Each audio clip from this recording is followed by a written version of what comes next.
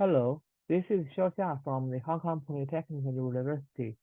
This is the video abstract for the work Integrated Constraint Vector Graph Optimization for GNSS Positioning in Urban Canyons. The GNSS integrated monitoring can be challenged in urban canyons due to limited measurements and frequent GNSS faults, such as multipath and n-loss reflections, which lead to poor satellite geometry and insufficient fault detection and exclusion. Sequential integrated monitoring utilizes Kalman filter or optimization-based framework to enlarge measurement redundancy, but directly excluding measurements can make FDE find consistent but erroneous group measurements. Besides, protection level may not found position error with unreliable error model.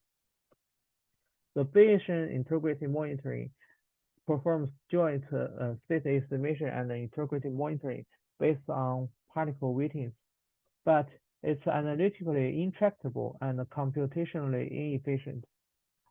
How to design an analytically tractable estimator to ensure positioning accuracy and integrity with limited measurements and unreliable error model?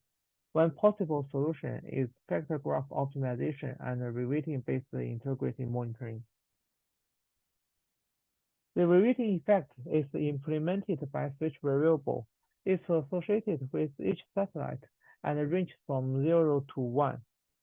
We have the switchable range factor, whose error function is related to the switch variable modified weightings. It's a function of switch variables and the original weighting based on satellite's elevation angle and carrier to noise ratio. Then a batch chi-square test factor is expressed as statistic minus threshold. The statistic accounts for all switchable range residuals. Then the switch-related factors provide prior constraints over switch variables. The objective function is formulated by these four factors. The FDE strategy here is to simultaneously downweigh all inconsistent measurements via switch variables. Here is the flowchart of the proposed method. Apart from switchable measurements-related factors, we incorporate the chi-square test factor into FGO, which highlights our first contribution of reweighting-based FDE. Instead of directly excluding faults, our method maintains all measurements and downweigh faults. The second contribution is to utilize the modified weighting matrix after solving FGO to calculate the single fault assumption-based protection level in the hope of bounding the position error properly. We evaluate our method on medium urban canyon dataset where frequent building blockages occur. Only single frequency range from GPS and BEDO are used. For evaluation, we compared the following methods: single point positioning without and with residual-based FDE, FGO with only range factors, the reweighting-based FGO without and with chi-square test factors.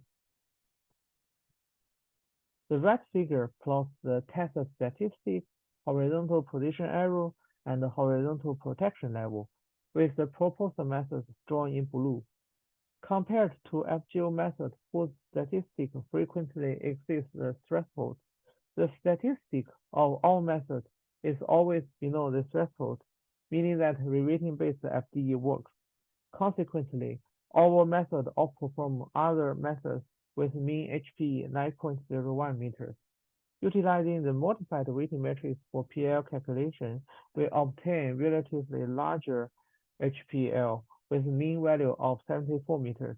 The bound rate defined as the ratio of epochs when HPL exceeds HPE is therefore increased from 97% to 100%.